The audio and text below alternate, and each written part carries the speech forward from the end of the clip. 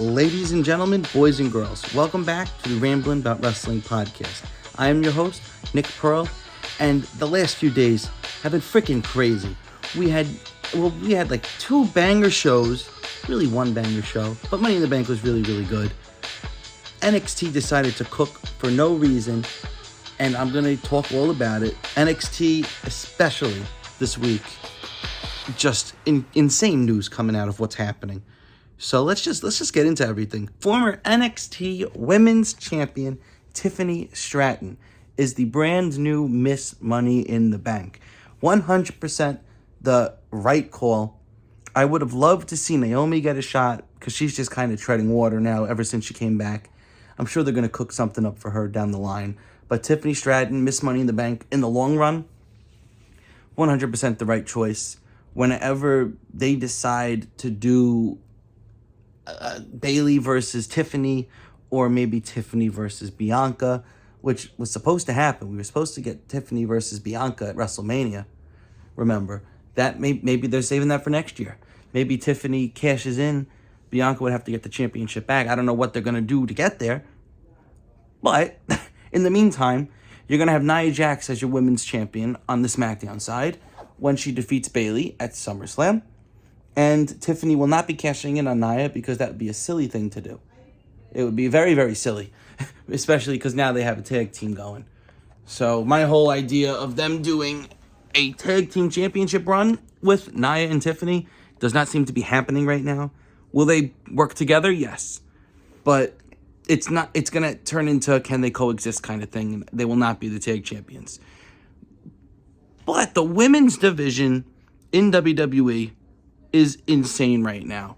AEW, I thought, and they had for a very long time, the best women's division in all of wrestling.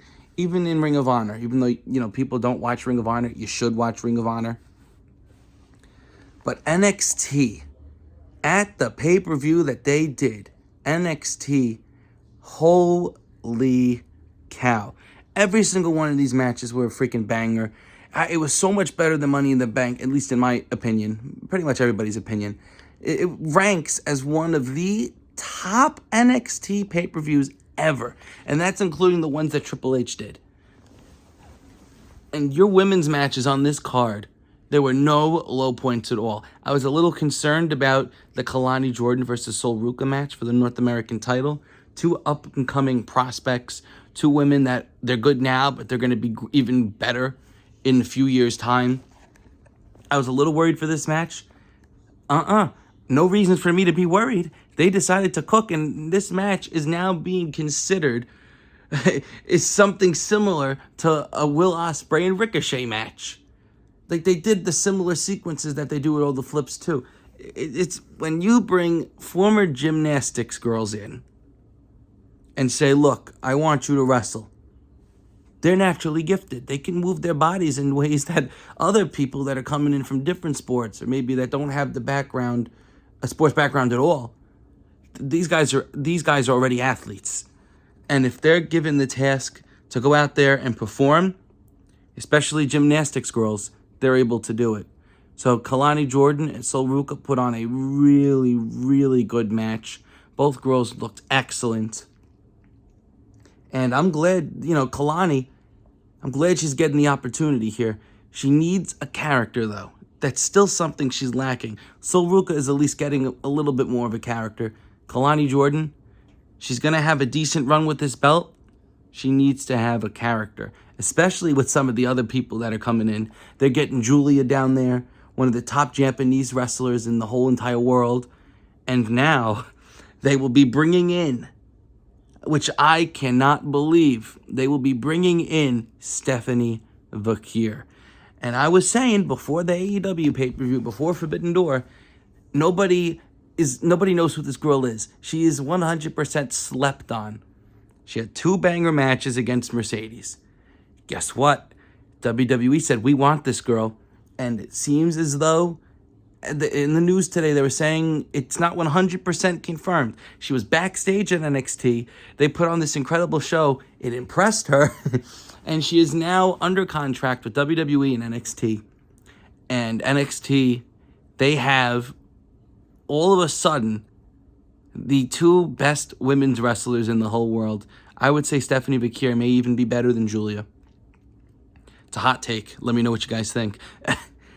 But they're just the matches that have been going on in NXT. You have these established names, girls that are really, really good, and they're going to be helping to build the next generation of girls like Kalani, like Sol Ruka, like Jada Parker, all these girls that are brand new, throwing them right into the deep, right to the wolves with Julia, Stephanie, even Roxy now. Roxy's really good. You know, I don't like her as a heel, but she's a great wrestler, and I think her time to get called up is coming sooner than later. But NXT right now, out of nowhere, has the best women's division in all of wrestling. 100%. And it's only going to get better. Because WWE, they're just full on deciding to sign all these people. They got Stephanie, they got Julia, they got Jacob Fatu. I'm sure they're going to be getting Jordynne Grace when her contract is up. They renegotiated in TNA with her, and it seems as though her contract is up in January. You know where she's going. And the one and only Joe Hendry. We all believe, baby. And NXT, they've been doing little teases, like 1 second or 2 second clips of him just turning his head and smiling. Joe Hendry will be leaving TNA, I'm telling you right now, and he will be going to WWE or NXT. He will be in the Royal Rumble regardless. And don't be shocked to see Joe Hendry become the TNA World Champion at the next pay-per-view. They're doing a 6-way. It's going to happen. Joe Hendry is the most talked about guy pretty much in all of wrestling right now. Like, honestly, everybody wants to see him. Everybody believes. So why wouldn't TNA want to have their exposure with the World Championship? Like, they haven't brought Moose over. They brought Joe Hendry. They brought Kazarian. I'm sure we're going to see Moose down the line.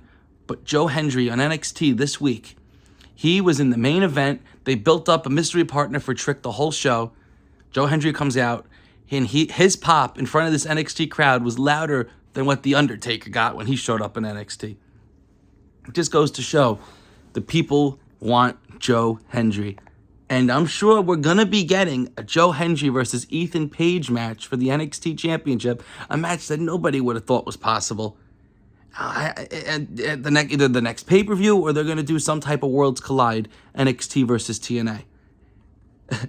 And I'm going to tell you, NXT, even like a year ago, the weekly television shows were garbage. I could not watch it at all. I could not. I would turn it on, have my Ralph's ice cream, my Italian ice, and I would sit there, watch it, and then just have to turn it off because it was so bad. There's still some aspects of that with like backstage segments and stuff. But everything on NXT, for the most part, is very entertaining. And they trend. Shawn Michaels knows what's trending, so he makes sure that those trending aspects on Twitter, on Instagram, anything, celebrities, they're involved. NXT is the show where Shawn Michaels puts on his chef hat and he just decides what's going to be. Shawn Michaels right now, he's proven himself as a very, very good booker. And let's see what happens next. Joe Hendry versus Ethan Page versus Trick Williams versus Shawn Spears versus Javon Evans versus one more. Maybe we'll get a 6-pack challenge. Maybe they'll do an eliminator, that gauntlet eliminator, or whatever they do. That's a stupid match idea, but it's really fun to watch. I don't know. The NXT Championship picture has never been more exciting than it is now. And that is all because of one man and one man only, Joe Hendry. Now, I'm going to be meeting this guy August 11th, the Wrestling Universe store in Flushing, in Queens, in New York. I will be pulling up. Will you all be there? Will you all believe? I don't know, but I will be there, and I will be indulging and having a great time. WWE also seems to be bringing in the Motor City Machine Guns. I thought they were a lock for AEW. Doesn't seem like it now. And WWE, the one thing they 100% lacking right now is tag teams.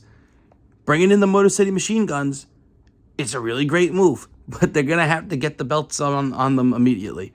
Because you got the New Catch Republic. Still hate that name. Tyler Bates out. He's hurt. He just had surgery. He's out like 4 to 6 months. So you have Pete Dunne finally getting the singles run that he deserves on the main roster. Not as Butch, but as Pete Dunne, the Bruiserweight. And hopefully they don't decide to just put him down in NXT because he needs to have this exposure. I want to see a Pete Dunne versus a Dragunov.